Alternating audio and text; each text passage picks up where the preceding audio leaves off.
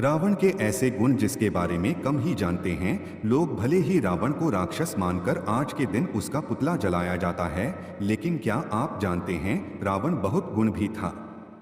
जी हाँ, रावण के बारे में जानकर आपके मन में उनके लिए सम्मान की भावना जाग सकती है। जाने ऐसे कौन कौन से गुण थे जिनके कारण राक्षस होने के बावजूद रावण को महान ब्राह्मण माना जाता है। दशहरे के दिन रावण का पुतला जलाकर इस पर्व की खुशियां मनाई जाती हैं।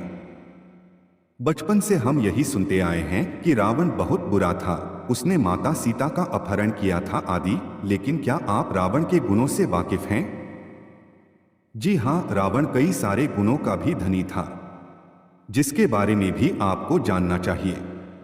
आइए इस दशहरा पर जानते हैं लंकापति रावण के कुछ ऐसे गुणों के बारे में जो उन्हें सम्माननीय बनाते हैं।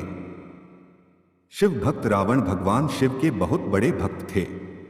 ऐसा माना जाता है कि रावण ने भगवान शिव के निवास स्थान कैलाश पर्वत को अपने साथ लंका ले जाने के लिए उठा लिया था, लेकिन भगवान शिव ने अपनी पैर की छोटी उंगली से दबाकर पर्वत नीचे कर दिया था। इस वजह से रावण की उंगलियां दब गई और वे दर्द के कारण चिल्ला पड़े। लेकिन वे भगवान शिव की शक्ति से इतने प्रभावित हुए कि उन्होंने शिव तांडव स्तोत्र का निर्माण किया, जिससे महादेव ने प्रसन्न होकर उन्हें आशीर्वाद दिया था। ब्रह्मदेव के वंशज रावण के पिता ऋषि विश्रव ब्रह्मदेव के पुत्र प्रजापति पुलस्त्य के पुत्र माने जाते हैं। इस नाते रावण ब्रह्मदेव के परपोते हुए।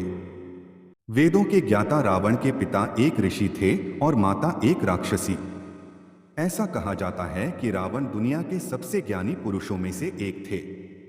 वे सभी वेदों के साथ साथ विज्ञान, गणित, राजनीति जैसे अन्य कई शास्त्रों का ज्ञाता थे।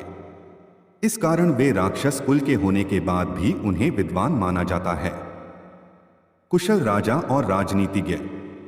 कई रामायणों में ऐसा माना जाता है कि जब रावण मृत्यु के समीप थे, तब भगवान राम ने अपने छोटे भाई लक्ष्मण से कहा था कि जाओ रावण को प्रणाम कर उनसे राजनीति का ज्ञान प्राप्त करके आओ। ऐसा कहा जाता है कि रावण राजनीति के बहुत बड़े ज्ञाता थे और एक कुशल राजा थे। उनकी प्रजा को किसी चीज की कमी नहीं थी और उनका राज्य इतना समृद्ध था कि लंका के सबसे गरीब व्यक्ति के पास भी सोने के बर्तन हुआ करते थे। महान संगीतकार। ऐसा माना जाता है कि लंकापति को संगीत का बहुत शौक था और वे स्वयं भी बहुत कुशल संगीतकार थे। उन्हें बहुत अच्छा वीणा बजाना आता था। साथ ही यह भी माना जाता है कि उन्होंने भगवान शिव को प्रसन्न करने के लिए शिव तांडव स्तोत्र का भी निर्माण किया था।